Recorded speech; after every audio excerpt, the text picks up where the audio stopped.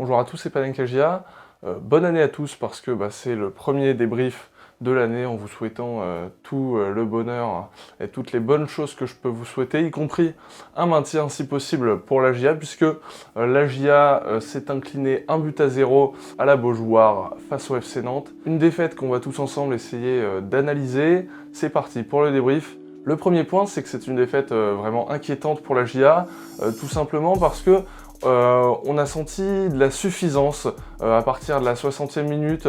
La deuxième mi-temps, il y a eu des changements qui ont été faits. La GIA est repassée en 4-2-3-1 après une première mi-temps où on a eu quelques situations, mais où à la fin, on sentait que les Nantais étaient en train de prendre le dessus sur les Auxerrois, notamment avec des occasions plus promptes. Du coup, en seconde mi-temps, il y a eu ces changements et ce passage en 4-2-3-1. À partir de ce moment-là, on a senti de la suffisance côté Auxerrois et c'est ça qui est peut-être le plus inquiétant, c'est que on a presque tenté de gérer, on montrait plus grand-chose, hein. Vraiment il n'y avait plus rien, il y a peut-être une tête d'autrette, mais c'est tout ce qu'on a eu en une demi-heure.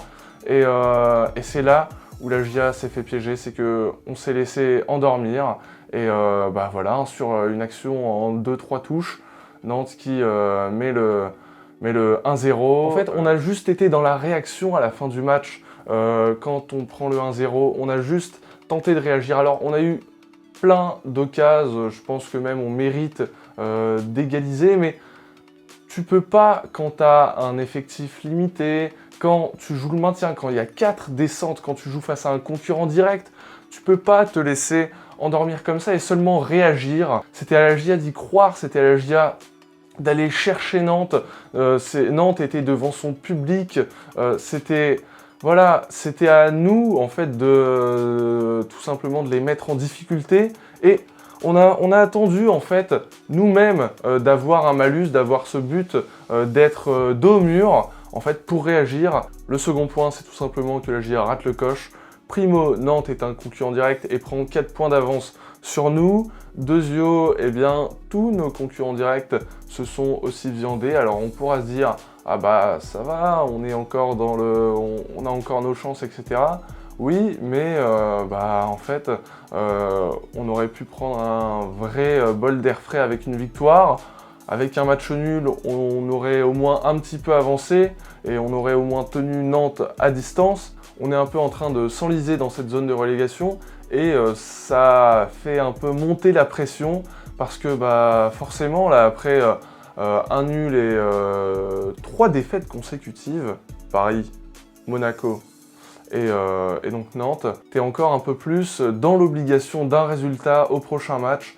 Et ça, c'est pas vraiment positif parce que ça crée juste pas une atmosphère négative, mais une pression qui peut être assez néfaste. Le troisième point, c'est que des joueurs arrivent pour renforcer cet effectif et que ça ne peut que faire du bien à la GIA en qualité parce que on est performant dans aucun secteur du jeu et même si c'est des joueurs on ne sait pas vraiment, dans le sens où Ablin était un attaquant talentueux en Ligue 2, Touré, la même chose, les deux ont joué ensemble au Havre, mais en Ligue 1, t'as pas vraiment de certitude, mais ça reste quand même des joueurs à fort potentiel, et ils pourront apporter leur qualité. Il faudra plus de recrues encore dans d'autres secteurs du jeu.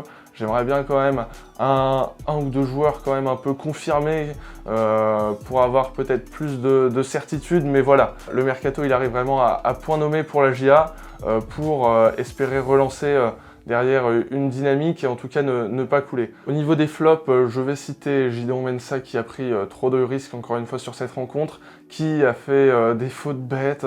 Heureusement, ça n'a pas été sifflé à la fin parce qu'il aurait pu prendre un deuxième carton jaune. Synonyme donc de rouge. Voilà, encore une fois, ce match-là, il montre de l'envie, etc. Mais c'est pas suffisant et il met juste la GIA en grand danger. Puis Benoît Costil qui, encore une fois, n'est pas décisif. Il reprend encore une fois une frappe entre les jambes. Au niveau des tops, c'est assez compliqué de ressortir un joueur dans ce match-là parce que ça a été entre guillemets un flop assez plutôt collectif pour la GIA. J'ai envie de citer M'Banyang qui a fait des bons décrochages.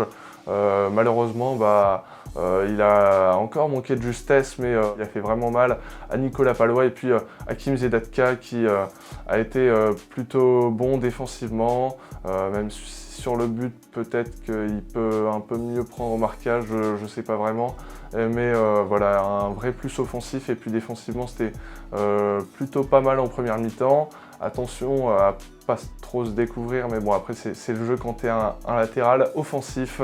En tout cas, voilà, encore une fois, c'est la preuve que tu as besoin de recrues parce que celle-ci, pour le coup, elle apporte une réelle plus-value. Sur ce, Stepanenka, n'hésitez pas à me donner votre avis sur la rencontre dans les commentaires.